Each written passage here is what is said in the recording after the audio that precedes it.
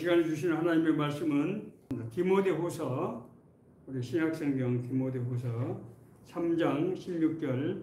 제가 가지고 있는 성경은 346쪽에 있습니다.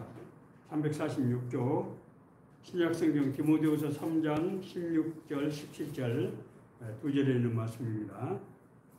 우리 함께 읽겠습니다.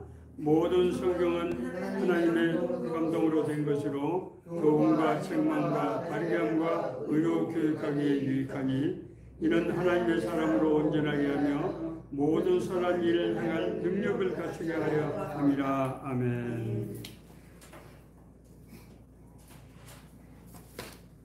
여러분, 목욕탕 큐티라는 말씀 혹시 얘기를 들어보신 적이 있는지 모르겠습니다. 목욕탕 큐티는 김양재 목사님이라고 여성 목사님인데 저하고는 좀 인연이 있으신 분입니다. 김양재 목사님이 교인들을 대상으로 전개한 큐티 운동의 슬로건입니다. 그래서 목욕탕 큐티.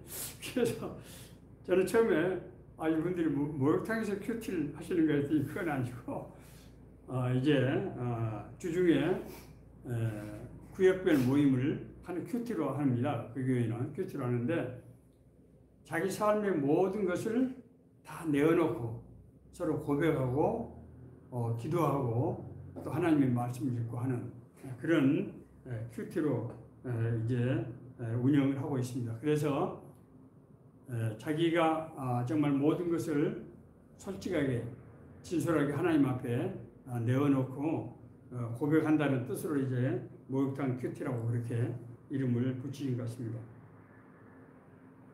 김양재 목사님은 2003년도에 이 큐티 하나로 판교에 있는 우리들 교회라고 그 6층짜리 큰 건물입니다. 아주. 지금 성도 한 1만 명 이상이 지금 넘는 걸 알고 있습니다만은 교회를 세운 아주 독특한 그런 목사님이십니다. 사실 김 목사님은 처음부터 신학을 하신 분이 아니에요. 음악 전공, 서울대 음악과를 서울대 피아노 음악과에서 피아노를 전공해가지고 서울 예고하고 총신대에서 강사를 하셨던 그런 분입니다. 이 부군께서 산부인과 의사셨는데 젊은 나이에 질병으로 돌아가셨어요. 그러고 나서 아마 10여 년, 15년 가까이 아주 호된 아마 시처리를 아마 하시지 않았나 그렇게 생각이 됩니다. 정말 똑똑하고 또 목사님 상당히 미인이세요. 그런 분이 정말 그런 어려운 역경 가운데서 아마 말할 수 없는 어려움을 많이 겪었던 것 같습니다. 그 당시에 그 어려운 상황에서 김 목사님을 살려준 것이 바로 1990년대에 우리 한국교회 폭발적으로 일어나는 큐티 운동이었습니다. 목사님은 큐티에 정말 빠져들게 되었고 정말 큐티 은혜를 많이 받아서 만나는 사람마다 가는 곳마다 큐티를 전했어요.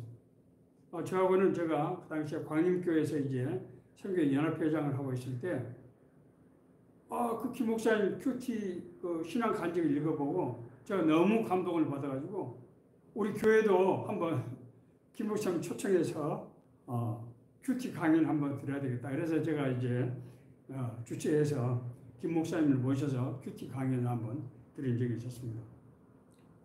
그분의 참으로 힘들고 어려운 환경 가운데서 하나님의 말씀이 자기에게 어떻게 다가왔고 그 말씀을 통해서 자기가 어떤 위로를 받고 자기에게 어떤 일이 역사가 일어나는 것들을 낱낱이 얘기할 때 은혜 안 받은 사람이 없을 정도였습니다. 목사님이 그래서 이제 그 당시에 평신도 집사였을 때입니다. 그 목사님을 따르는 가정들이 여러 생겼어요. 그래서 이제 그분들 권유로 뒤늦게 신학 공부를 하시고 독립교단에서 목사 안수를 받아서 2003년도에 정말 큐티 하나로 저기 어디죠? 강남의 휘문고등학교 체육관을 빌려서 거기서 교회를 시작했어요. 자기를 따르는 13가정 성도들과 함께 교회를 개척했는데 그때부터 이 목욕탕 큐티를 한 거예요. 그런데 아주 이 강남에서 이 김양재 목사님의 목상 큐티가 폭발적인 아주 인기를 불렀어요. 그만큼 정말 여러 가지 고난 가운데 억눌리고 힘든 삶을 사는 여성들이 굉장히 많았다고 그렇게 할 수도 있을 것입니다. 이 김 목사님 그때 자기 간증에 보니까 세 가지 어떤 이 사역의 이 모토가 있어요. 첫째는 자, 이 말씀을 통해서 심령이 회복돼야 된다. 우리가 그래야 산다. 오늘 얼마나 많은 사람들이 암으로 이런 무서운 질병으로 고통받는데 다 스트레스 때문이라는 거예요. 그분이 진단이에요. 뭐 저는 특히 않다고 봅니다. 두 번째, 가정이 제대로 된 가정이 많지 않은 거예요. 특히 아마 강남에서 아마 그런 것들 아마 많이 보셨던 것 같아요. 심지어 교인들도 가정이 상한 가정들이 이렇게 많지 않았다는 것을 굉장히 가슴 아파하셨던 것 같아요. 그런데 이 큐티를 하면서 가정에 화목의 문제가 해결되는 막 역사가 일어나는 거예요. 그 사람들이 나와서 막 간증을 하는 겁니다. 세 번째로 그래서 우리가 공동체로 더불어 살자. 혼자는 살기 힘드니까 우리가 정말 사도행전적인 그런 공동체를 만들어가지고 한번 여기서 구해내보자 하는 것이 이 강남에 지금 이제 판교에 있는 우리들 교회의 선교의 비주입니다. 그것이 맞아떨어져 있었어요. 그래서 10년도 안 된 사이에 교인들이 1만 명이 넘어서게 됐고, 그래서 판교에다가 6층짜리 큰 건물, 교회 건물을 세우고 그렇게 한 것입니다. 외형적인 것이 문제가 아니고 그 교회를 통해서 정말 특히 여성들, 젊은 여성들이 수없이 많은 사람들이 위로받고 치유받고 가정이 화목하게 변화되는 그런 역사가 실제로 일어났다는 거예요. 왜냐하면 간증이 그걸 증명하는 거니까. 그래서 우리 제가 속해 있는 교단에서도 김양재 목사님이 이 목장 큐티가 아주 굉장히 센세이션을 일으키고 많은 교회들이 해서 또 은혜 받았다는 얘기도 들었습니다. 성경 히브리서 4장 12절 말씀은 하나님의 말씀은 살아있고 운동력이 있어 활력이 있어 지금 밝혔죠. 좌우의 날선 어떤 검보다 예리하여 우리의 심령과 골수를 쬐기며 마음의 생각과 뜻을 감찰하시나니 판단하시나니 이렇게 말씀하고 있습니다. 하나님의 말씀이 성도의 영적인 그런 어떤 암흑에서 깨우고 그래서 새로운 생명을 불어넣고 그래서 세상에서 정말 온전한 그런 삶을 살게 하더라는 것입니다. 여러분 잘 아시는 대로 우리 사회는 70년대, 80년대 정말 급속한 경제성장, 불과 한 20여 년 사이에 정말 눈부신 우리가 경제성장을 하지 않았습니까? 그러나 그런 압축성장이라고 하는 것이 많은 또 여러 가지 약한 점, 문제들을 내보고 있는 것이죠. 그런 것이 이제 우리가 사실은 그런 부를 개인적으로도 그렇고 국가적으로도 그렇고 정말 누리기에 합당한 그런 사회적인 규범, 이런 국가적인 규범이 형성되기 전에 그런 돈들이 물묻히 몰라오면서 우리 사회가 이때 혼란 상태에 있었는데 그때 어떤 일이 일어나는가 하면은 세계화라고 하는 글로벌리제이션, 그렇죠? 그리고 정보통신 기술의 발전이라고 하는 이 대내적 환경이 아주 급격하게 변하게 됐어요. 그래서 사람들이 굉장히 혼란스러운, 그 당시에 막 부동산 가격이 막 계속해서 올라가고, 왜냐면 돈들이 있는데 돈을 어디다 투자해야 될지 모르는 이런 상황이 되다 보니까 그 돈들이 전부 집을 사는 것이, 땅을 사는 것이 안전하다. 그래서 강남에서 시작한 그런 부동산 바람이 불기 시작하고 온 나라에 막 열풍으로, 광풍으로 불기 시작했잖아요. 돈들이 갑자기 은행에서 이자가 충분치 않은 상태에서 그 당시에 우리가 산업정책을 기업들을 지원해야 되기 때문에 고금리 정책으로 갈 수가 없었어요. 그래서 저금리 정책으로 갈 때 그 돈들을 그럼 어떻게 합니까? 그래서 그 돈들이 몽땅 부동산 시장으로 가고 투기적인 그런 쪽으로 가게 된 거예요. 그럴 때 정말 혼란과 갈등과 한편에서 치열한 경쟁들, 그렇게 해서 많은 사람들이 삶 가운데서 정말 힘들고 어려운 그런 상황이 됐단 말입니다. 그런 상황에서 이 말씀을 통한 어떤 치유와 회복과는 정말 교회에 신선한 새로운 바람을 불러일으켰던 것이죠. 오늘날 우리 사회는 IMF 외환위기 이후에 정말 4번에 걸친 어떤 전염병 재해, 그리고 지금 여러 가지 경제적인 그런 위기들, 이런 것들이 오면서 우리 사회는 여전히 정말 너무나 피로사회, 많은 사람들이 그렇게 주장합니다. 피로사회. 그리고 이 짜증 사회, 많은 사람들이, 그리고 불안하고 불안정하고 불확실한 이런 삶을 살고 있다고 하는 것입니다. 그래서 정말 교회 목회자들의 최대의 과제는 어떻게 하면 성도들이 좀 평안하고 좀 앞을 내다보는 그런 삶을 살 수 있도록 그렇게 인도할 것이냐 하는 것이 정말 가장 절실한 과제입니다. 목사들이 모일 때마다 그런 얘기를 합니다.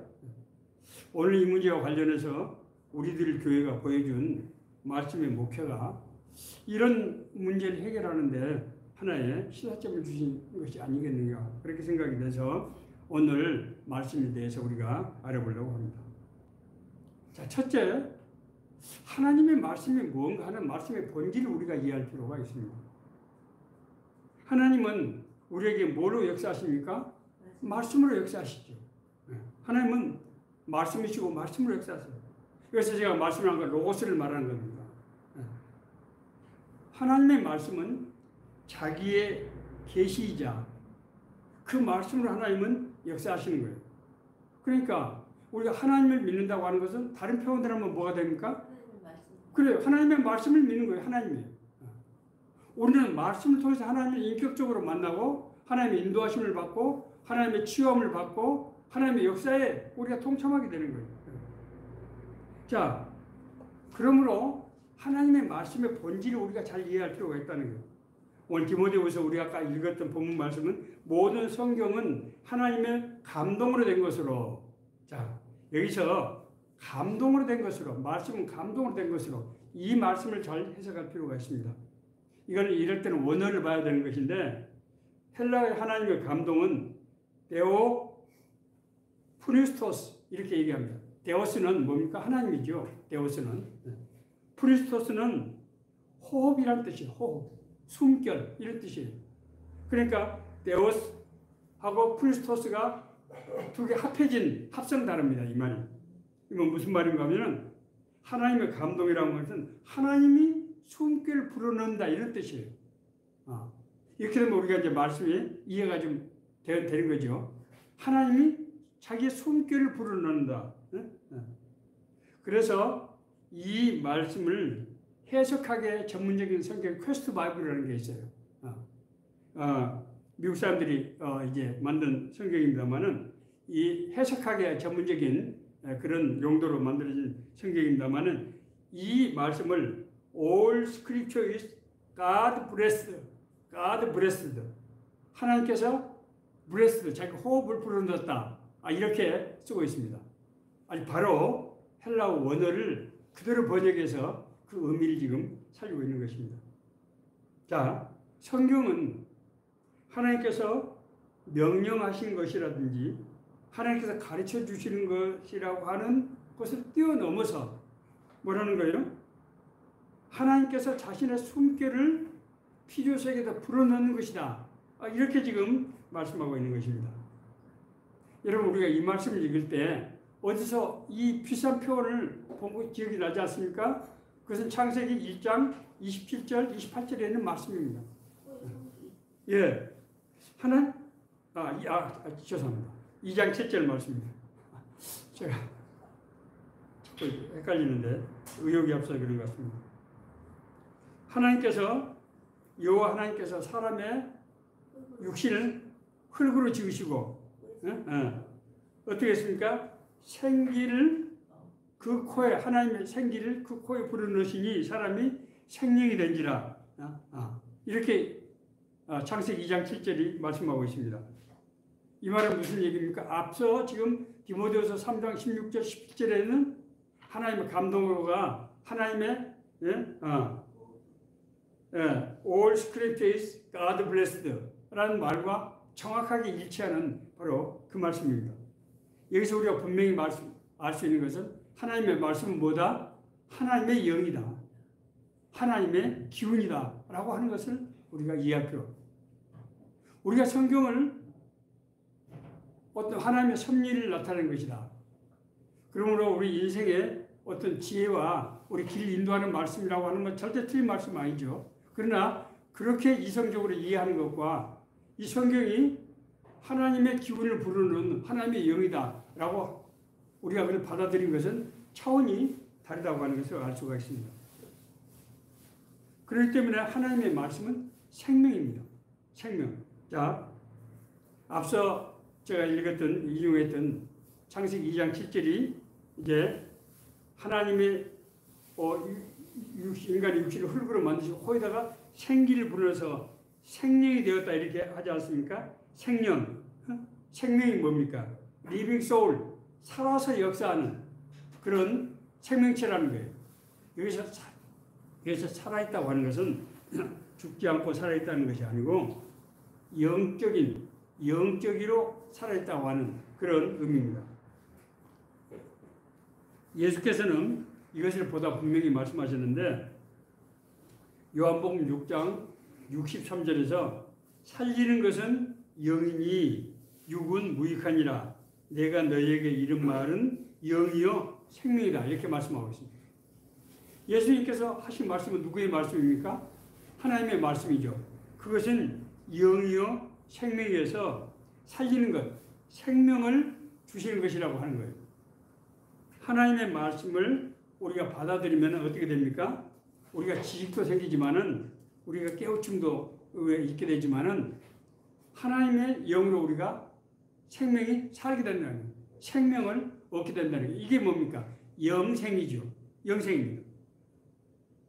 자, 그래서 성경은 우리가 하나님의 자녀가 되었다든지 하나님의 영을 소유하게 되었다든지 하는 표현을 사용하고 그것이 바로 구원받고 거듭난 사람을 설명하는 그런 단어가 되는 것입니다. 이제 아마 충분히 이해가 되실 줄 믿습니다. 자, 그렇기 때문에 말씀은 영적인 재생 능력을 갖고 있다는 거예요. 제가 왜 재생 능력이라는 단어를 쓰는가 하면은 인간이 우리가 육신으로 있을 때는 우리가 살아있지만은 뭐로부터 죽어있다? 하나님으로부터 죽어있기 때문에 재생이라는 단어를 쓰는 것입니다. 하나님의 말씀은 살아있고 활력이 있어 좌우에 나서는 어떤 검보다 예리하여 혼과 영과 및 관절과 골수를 찔러 쪼개기까지 하며 또 마음의 생각과 뜻을 판단하나니 말씀이 우리 심령과 골수를 찔러 쪼개기까지 하고 우리의 마음과 뜻을 판단한다는 거예요. 왜? 하나님이 영이기 때문에. 우리가 성경 말씀을 읽을 때, 자, 우리 혼과 영이 관절이 찔러 쪼개기까지 한다. 어둠 가운데 있는, 죄 가운데 있는 막혀있는 것을 찔러 쪼개서 우리를 치유하는 거예요. 회복시키는 것입니다. 그리고 우리의 마음에 있는 것을 판단하고 우리를 그래서 깨닫게 하는 거예요. 그래서 성경 말씀을 읽을 때 우리에게 충격이 오고 우리가 깨달음을 얻게 되는 그런 역사가 있는 겁니다. 여러분 잘 아시는 성 어거스틴. 성 어거스틴은 잘 모르신 분들이 성 어거스틴은 아프리카 흑인입니다. 아프리카 그 맨 위쪽에 그 알렉산드리아 거기에 타가스테라고 하는 도시에서 출생한 인물입니다. 어거스틴은 어리서부터 아주 학문에 정말 탁월한 그런 재능을 보였습니다. 그래서 당대 위대한 스승들로부터 아주 굉장히 큰 기대를 모았던 그런 사람.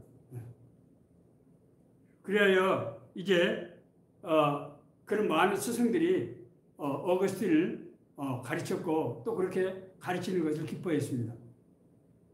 자, 그런데 그의 젊은 시절은 방탕과 철학 그리고 심지어 만이교 같은 신비주의에 빠져 있었어요.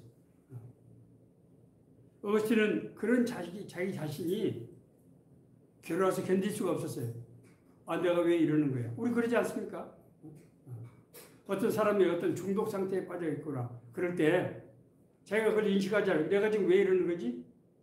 스스로를 통제할 수 없지만은 어거스틴은 여러 날 그래서 하나님 앞에 자기 자신을 변화시켜 주실 것을 아주 간절히 기도했습니다. 그러던 AD 386년에 어느 날 정원에 앉아 있었는데 담장 너머에서 아이들이 노래 부르는 소리가 들려왔어요. 그 노래는 톨레레게 이 말은 집어서 읽으라 하는 그런 얘기예요. 집어서 읽으라. 마침 그때 어거스틴은 두꺼운 성경책을 들고 있었어요. 그때 톨레레게라는 말이 가슴을 아주 꽉 와닿는 거예요. 그 자기도 모르게 성경을 쫙 펼쳤습니다. 그런데 그때 펼쳐진 성경은 로마서 13장 13절과 14절에 있는 말씀입니다. 이것 때문에 오늘날 이제 교회에서 연말에 되면은 다음 해에 하나님 주신 비전을 우리가 선정하는데 어떻게 합니까? 성경을 쫙 펼쳐가지고 이제 그 중에서 마음에 와닿는 말씀을 선택하는 경우도 있습니다. 그것은 바로 이 성 어거스틴이 그런 은혜를 받았다는 데서 비롯된 행동입니다. 자, 로마서 13장 13절 14절의 말씀은 엄청난 말씀이었습니다. 낮에와 같이 단정히 행하고 방탕하거나 술 취하지 말며 음란하거나 호색하지 말며 다투거나 시기하지 말고 오직 주 예수 그리스도로 옷 입고 정욕을 위하여 육신의 일을 도모하지 말라. 더 이상 말할 필요가 없었어요. 어거스틴 이 말씀을 읽는 순간 쓰러져 버렸어요. 혼절해 버렸어요. 아, 하나님이 임한 거예요. 그 얘기. 하나님 능력이 그 얘기만. 그래서 그 자기가 끊지 못하던 그런 잘못된 습관들, 그런 욕망으로부터 순간에 일시에 완전히 변화되는 그런 역사가 일어났습니다. 하나님의 영이 어떻게 한다고요? 우리를 영적으로 재생시킨다는 거예요. 하나님의 생명으로 우리를 바꿔버린다는 거예요. 그래서 우리가 구원받고 거듭났다는 표현을 쓰는 거예요. 거듭났다. 우리가 사람이 늙으면 어떻게 못해 다시 들어갔다 나올 수 있겠습니까? 누구 얘기입니까? 니고데모 얘기 아닙니까? 하나님의 말씀은 살아있고 활력이 있어서 하나님의 영이기 때문에 우리를 거듭나게 한다는 거예요. 물론 하나님의 말씀은 우리의 빌병을 고치기도 하고 우리의 길을 인도하십니다. 이런 모든 것은 무엇부터 비롯되는 것입니까? 하나님의 말씀이 하나님의 영이고 우리에게 하나님의 생명을 주는 그 능력이라고 하는 것, 이 본질에서 바로 비롯된 것입니다. 자, 그렇다고 그러면은 하나님의 말씀은 우리에게 구체적으로 어떻게 역사하시는지 하는 것을 우리가 알아볼 필요가 있습니다. 앞서 우리 성경 본문, 모든 성경은 하나님의 감동으로 된 것으로 교훈과 책망과 바르게함과 의료교육하기 유익하니 이런 하나님의 사람으로 온전하게 하며 선한 일을 행할 능력을 갖추게 하려 함이라. 하나님의 말씀은 우리가 하나님의 사람으로서 온전하게 하고, 여기서 온전하게 한다는 건 의롭게 한다는 뜻이에요. 하나님의 의. 하나님의 의는 뭡니까? 하나님의 뜻, 하나님의 섭리, 하나님의 계획, 이런 거 아니겠어요? 의로 교육하게 선한 일을 행할 능력. 선이라고 하는 것은 의가 삶으로 나타나는 것을 선이라고 하는 거예요. 그래서 우리가 이기 이론론 할 때 우리 동양 철학에서 이는 근본적인 원리고 기는 그것이 구체적인 형태로 나타나는 것이죠. 예, 그렇습니다. 하나님의 의가 선으로 나타나는 거예요. 온전하게 한다고 하는 것은 의롭게 한다는 것이고 의롭게 한다는 것은 창조의 뜻에 합당한 존재가 된다고 하는 거죠. 이것은 앞서 말씀드린 대로 하나님의 말씀, 하나님의 영이기 때문에 하나님의 영이 불어넣은 상태에서 우리가 아담과 하와의 불순종으로 인한 범죄로 하나님의 영이 떠나버린, 그지만 육신이 되어버린 인간의 상태에서 그것을 회복이 되기 때문에 우리를 온전케 하는 능력이 하나님의 말씀 안에 있다는 거예요. 자, 선하게 한다고 하는 것은 우리 행이라고 하는 것은 무엇의 발로입니까? 우리 안에 영의 발로지요. 우리가 죄의 영에 사로잡혀 있으면 어떤 행동을 합니까? 죄된 행동을 하는 거예요. 생각하고 행동하는 모든 것이 죄로부터 비롯된 거예요. 여기서 죄라고 하는 것은 우리가 꼭 우리가 아는 나쁜 일이다. 무슨 뭐 범죄 행위다. 그런 것만 말하는 것이 아니에요. 하나님의 창조의 섭리에 위배되는 모든 것이 다 죄예요. 그 죄로부터, 그 원죄로부터 우리가 지금 일반적으로 아는 범죄 행위들, 부도덕하고 깨끗하지 못하고 악하고 이런 것들이 거기서 나오게 되는 것입니다. 그래서 예수님께서 마태복음 5장 16절에서 이와 같이 너희 빛이 사람 앞에 비치게 하여 그들로 너희 착한 행실을 보고 하늘에 계신 너희 아버지께 영광을 돌리게 하라. 우리들이 하나님의 선을 행할 때 사람들은 우리를 통해서 하나님의 역사하시는 것을 보게 된다고 하는 거예요. 사도행전에서 이제 제자들이 오순절을 마가다락방에서 성령 강림의 은혜를 받지 않았습니까? 그래서 제자들에게 사도들뿐만 아니라 예수를 믿고 다른 사람들에게 막 기사표역들이 일어나는 거예요. 그때 예루살렘에 사는 많은 유대인들이 예수님을 믿고 자기들끼리 모여서 공동체 생활했어요. 그런데 생각해 보세요. 그 당시에 유대교를 떠나서 다른 그 당시에 이단 시대든 기독교를 믿는다고 하는 것은 자기 삶에서 벗어나는 것을 의미하는 거예요. 그래서 많은 사람들이 정말 부러워하고 하면서도 그 안에 끼어들지를 못했어요. 그것을 성경은 그 나머지는 감히 그들과 상종한 사람이 없으나 백성이 칭송하니라. 사도행전 5장 13절에 그렇게 읽고 사람들이 그래 하나님 믿는 사람은 마땅히 저렇게 살아야 되는데 나도 저 사람처럼 그렇게 같이 살고 싶은데 그렇게 사람들이 칭송했다고 하는 것입니다. 자, 우리가 구원받고 거듭났지만 세상은 여전히 죄악이 많이 나고 죄악으로 인한 시련과 시험들이 끊이지 않고 있는 것이 우리 현실입니다. 하나님의 부르심을 받은 믿음의 사람들, 우리가 아는 아브라함과 야곱과 모세, 베드로, 바울 이런 제자들을 볼 때 그 사람들이 완벽한 사람들이었습니까? 그렇지 않습니다. 우리가 생각하는 상상 외로 이분들이 정말 연단의 과정을 많이 겪었구나는 것을 알 수 있습니다. 믿음의 조상이라고 하는 아브라함이 처음에 어떻게 했습니까? 가나안 땅으로 가는데 기근이 들었잖아요. 이 사람은 목축을 한 사람 아닙니까? 기근이 들면 어떻게 양을 칩니까? 그래서 어쩔 수 없이 날강에 있는 애굽으로 내려간 거예요. 거기서 어떤 일이 일어났습니까? 정말 자손을 하나님의 약속하신 그 자손을 얻지 못할 만큼 중대한 그런 사건이 일어났지 않습니까? 뿐만이 아닙니다. 한 5년 기다려도 자식이 들어서질 않는 거예요. 그래서 그러면은 내가 내 집에서 기르는 그 종 엘리에셀을 후계자로 하나님 삼아야 됩니까? 하나님께서 아니다. 너로부터 난 자가 네 후계자가 될 것이다. 그 뒤에도 여러 차례 시행착오를 범하게 됩니다. 하가를 통해서 이스마엘을 낳고 그것이 문제가 되고 여러 가지 시험들 또 이제 분쟁 사건에 휘말리기도 하고 이런 일들이 겪게 됩니다. 그러나 그런 과정을 통해서 우리가 겪는 그런 시련과 그런 어려움들을 통해서 하나님께서는 우리를 변화시키는데 그것은 뭔가 하면 교훈과 책망이라고 하는 하나님의 말씀의 두 가지 기능을 통해서 우리를 변화시킨다고 하는 것입니다. 교훈이라는 건 뭡니까?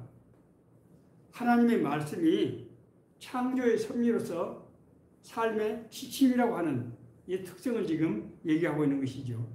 하나님의 말씀은 우리 삶을 바르게 인도하는 표지판이에요. 그래서 하나님의 말씀에 따라 살 때는 복 있는 사람은 어떤 사람입니까? 여호와의 말씀을 즐거워해 그의 말씀을 주야로 묵상하는 자로다.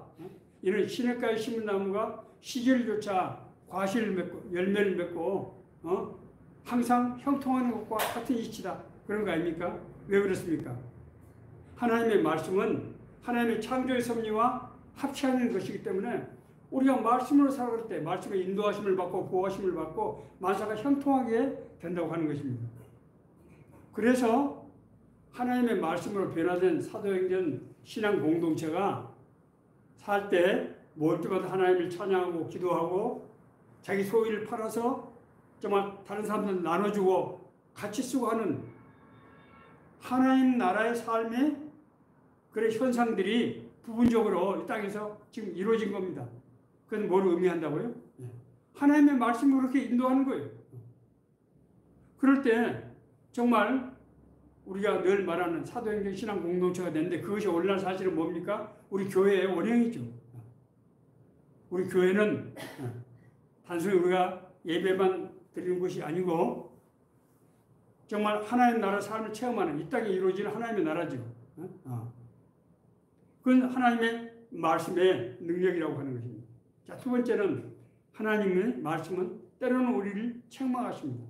하나님의 말씀 우리 심령과 골수를 찔러 쪼개기까지 하며 우리가 죄된 일을 할 때 우리가 뭔가 마음에 걸린 일을 할 때 반드시 하나님의 말씀이 우리에게 어떻게 역사합니까? 우리에게 브레이크를 거는 거예요. 예수 믿고 구원받고 건넌 사람도 육신의 소욕을 버릴 수는 없습니다만은 우리가 범죄하지 않고 믿음 안에서 살 수 있는 것은 하나님의 말씀이 우리 심령 안에서 그것이 우리를 책망하고 우리에게 브레이크 역할을 하기 때문에 제가 은혜 받기 전에는 친구들과 우리 직장인 동료들과 같이 사당동에서 술도 마시고 무슨 뭐 잡담들 그런 것도 하고 근데 86년 7월에 은혜를 받고 나서는 그런 것이 싫어지는 거예요. 그런 것이 구역질이 나고 역겨워지는 거예요. 제가 의지적으로 그렇게 한 게 아니에요. 담배를 하루에 2갑씩 피웠는데 담배를 연기 자체를 맡을 수가 없게 되어버렸어요. 이게 뭐예요? 하나님의 말씀이 우리 안에서 그런 것을 거부하게 내가 갑자기 뭐 천사 같은 사람이 돼서 그런 것이 아니고 그런 것이 싫어지게 되고 그런 것이 현결하지 못하게 느껴지게 되고 그래서 마치 그런 거 할 때 내가 오염되는 것 같은 그런 착각을 느끼고 저는 담배를 그래서 하나님 은혜로 한 달 동안이나 담배를 끊었다가 제 상사가 내일 아침까지 급하게 아주 장문의 글을 써오라고 할 때 스트레스를 받아가지고 담배를 한 대 피려고 하다가 제가 제 이 기관지로 이 독가스가 내려가는 것을 내가 눈으로 봤다고 이렇게 간증을 한 적이 있죠. 왜 그렇습니까? 하나님의 말씀이 제게 그렇게 강하게 역사하시는 것입니다. 김한기 목사님의 목상 큐티가 성공하셨던 게 뭡니까? 자기 부끄러움을 내놓을 수 있었기 때문이에요. 우리가 생각해보세요. 우리가 부끄러운 것을 어떻게 내놓습니까? 우리가 부끄러운 일을 하는 이유가 뭡니까? 그것이 달콤하기 때문이잖아요. 그것이 멋져 보이기 때문이잖아요. 그것이 좋아 보이기 때문이잖아요. 그런데 하나님의 말씀을 읽고 하나님의 말씀 안에 같이 공동체가 있을 때 그런 것이 싫어지고 더러워지고 정말 미워지고 그래서 그런 것을 정말 마치 배설물처럼 여기서 그렇게 내놓을 수 있게 되는 것입니다. 그런 은혜를 받은 사람은 다시 그런 길을 갈 수가 없게 되는 거예요. 그래서 그 목욕탕 그 큐티가 성도들을 변화시키고 가정이 변화되고 공동체가 정말 사도행전 같은 그런 공동체 그 교회 공동체가 이루어지게 된 거예요. 그분들 간증을 보면은 그건 뭐 자기 뭐 구역 모임 거기서 정말 자기들 한 형제 자매처럼 그렇게 살았다는 거예요. 그러니까 성도들 그 교회에 그렇게 몰리겠죠. 자, 그러면은 오늘 우리가 이제 이 말씀의 본질 그리고 말씀 우리의 구체적으로 어떻게 역사하는지 하는 것을 우리가 살펴보았습니다.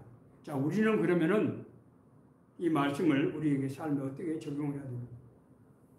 우선 생명의 양식인 말씀을 규칙적으로 지속적으로 먹어야 합니다. 우리가 음식을 배고프다고 한꺼번에 많이 먹고 한 며칠씩 안 먹고 그렇게 할 수 있습니까? 그렇게 할 수 없죠. 우리는 일정량을 매일매일 조금씩 먹는 겁니다. 뭐 한 그릇 두 그릇은 별거 아닌 것 같지만은 그런 양식을 지속적으로 먹을 때 그 양식이 우리 에너지가 되고 우리가 피가 되고 살이 돼서 우리 건강을 유지하고 우리가 정말 정상적으로 살아갈 수 있는 그런 자양분이 되는 것입니다. 우리가 매일 뭐 하루에 뭐 성경책을 뭐 하루에 뭐 몇 시간씩 투자해서 막 성경을 읽고 하는 것도 물론 뭐 그렇게 할 수 있으면 좋기는 하겠지만은 그것보다는 매일 3장 이내의 말씀을 매일 묵상하면서 말씀 읽고 묵상하면서 사는 것이 필요한 바로 이유라고 하는 것입니다. 어떤 사람이 은혜를 받고 말씀을 깨달았다고 해서 하루아침에 영적으로 성장하는 것은 아니에요. 그걸 착각하시면 안 됩니다. 내가 은혜를 받은 거, 내가 깨달은 모든 것은 성령의 우리에 비춰주시는 것이지 내가 변한 게 아니라고요. 그걸 오해해서 많은 사람들이 은혜는 받는데 자기 삶이 안 변하는 거예요. 그러니까 뭘 사모합니까? 늘 그런 신비한 은혜를 사모해서 삶 가운데 하나님의 말씀대로 살려고 하지 않고 그 말씀을 소화해서 그렇게 살려고 하지 않고 늘 기도원 같은데, 물론 뭐 제가 기도원을 폄훼하는 건 아닙니다. 산에 가서 기도를 해야지 은혜를 받고. 그러나 자기 삶이 속에서 기도가 되지 않고 그런 은혜를 신비한 은혜를 체험하기 위한 기도는 그렇게 해서는 안 된다고 하는 것입니다. 예수님께서는 가지가 포도나무에 붙어있지 않으면 열매를 맺을 수 없다. 너희들이 열매를 맺기 위해서는 가지처럼 포도나무인 예수 그리스도에 붙여 있어야 된다. 그렇게 말씀하고 있습니다. 매일매일 우리가 하나님의 말씀을 읽고 묵상하는 것이 정말로 중요하다고 하는 것을 우리가 이해해야 됩니다. 음식을 먹으면 그 다음에 어떻게 해야 됩니까? 일해야 됩니다. 그렇잖아요. 너희가 내 안에 거하고 내 말이 너희 안에 거하면 무엇인지 원하는 대로 구하라. 그 다음에 이루리라. 무엇인지 원하는 대로 구한다는 게 뭡니까? 일한다는 거죠. 기도는 일하기 위해서 하는 거죠. 그렇지 않습니까? 일하기 위해서 기도하는 거죠. 구한다고 하는 것은 뭔가를 행한다고 하는 것을 의미합니다. 우리가 하나님의 말씀을 읽으면은 우리 안에 강한 이끌림이 생기는 거예요.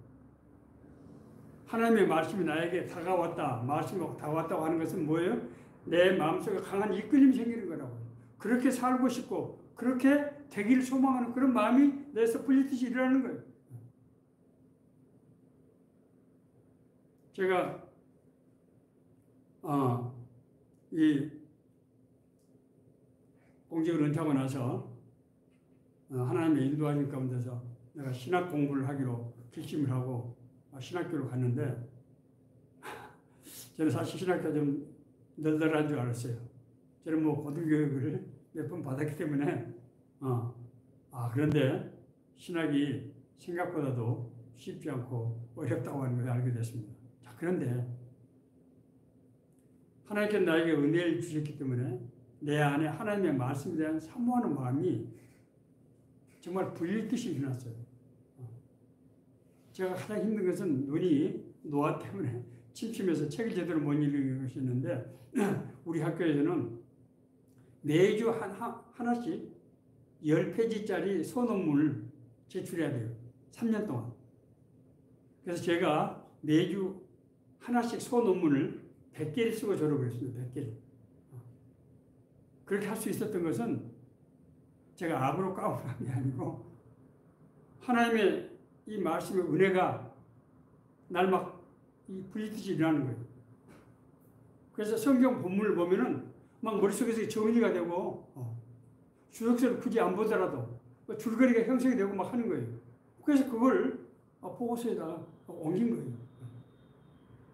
하나님이 우리에게 우리가 하나님의 말씀을 읽고 묵상할 때 우리 그런 강한 이끌림을 주시고 그 이끌림을 통해서 우리 삶을 하나님께서 주관하시고 인도하신다고 하는 것입니다. 이제 오늘 말씀을 마무리하겠습니다. 여러분, 제가 끝으로 피터팬 신드롬이라고 하는 얘기를 한번 제가 전에도 한번 설교 말씀에서 한번 인용한 적이 있습니다만 말씀을 드리고 이것이 왜냐하면 하나님의 그러니까 신앙생활에서 은혜를 받은 사람들이 지속적으로 은혜를 받지 못하고 실패하는 결정적인 이유가 바로 여기 있기 때문에 제가 좀 이런 현상을 굉장히 중요시해서 말씀드린 겁니다. 피터팬은 이제 그 얘기는 런던에 살고 있는 달링이라는 집안에 이제 세 남매가 있었는데 그 세 남매 이름이 웬디, 존, 마이클입니다. 아이들이 그 피터팬 그 동화죠. 그 보면은 마치 반지의 제왕이 나오는 호빗 같은 그런 이제 조금 이렇게 키가 작은 사람들이 그 집처럼 그렇게 되어 있는 집입니다. 어느 날 밤 이 자매가 이 자는 침실에 피터팬이 날아왔어요.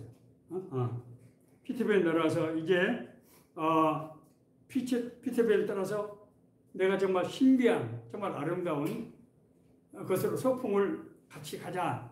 그래서 이제 이 세 아이를 꼬셔가지고 이제 세 아이는 피터팬을 따라서 이제 그 어린 아이들 천국인 네버랜드로 가서 신비한 삶을 살게 됩니다. 정말 황홀하고 정말 놀라운 신비한 삶을 살게 됩니다.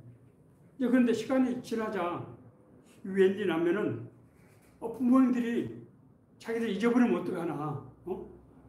그래서 정신 차리고 생각하니까 지금 여러 날이 지난 거예요. 그래서 우리 엄마 아빠가 우리 잊어버리면 어떡하느냐. 빨리 돌아가자. 그런데 그 세 아이는 돌아가려고 하는데 피터팬은 그걸 거부하는 거예요. 피터팬 보고 야 너도 가서 우리 집에서 같이 살자. 우리 부모님이 너를 너무 좋아하실 거야. 그러나 피터팬은 이제 그 아이들과 따라가는 것을 이제 거절합니다. 그리고 웬디의 딸인 제인 그 딸 데리고 또 다시 네버랜드로 가게 됩니다. 무슨 말인가 하면은 피터팬은 그 신비한 은혜에 빠져가지고 몸은 성장하지만은 정신이 성장하지 않고 거기 멈춰 있는 겁니다. 많은 사람들이 하나님의 은혜로 하는 특별한 은혜를 체험하는 사람들이 많이 있습니다. 그런데 우리가 은혜를 받은 것은 하나님께서 우리를 향하신 특별한 계획이 있다는 거예요. 하나님의 뜻이 있다는 거예요. 그래서 하나님이 지금 자기 계시를 하는 거거든요. 내가 너를 안다. 내가 너를 사랑한다. 내가 너를 향한 특별한 뜻이 있다. 그래서 그 하나님의 말씀에 따라서 순종해서 살 때 하나님과 동행하고 동역하는 역사가 일어나고 그래서 그의 삶 가운데 하나님의 뜻과 하나님 나라가 이루어지게 되는 거예요. 이것이 하나님께서 말씀으로 우리를 역사하신 메커니즘입니다. 그런데 문제는 그 은혜에 빠져가지고 신비주의적인 그 은혜에 빠져서 현실 세계로 돌아가지 않으려고 하는 거예요.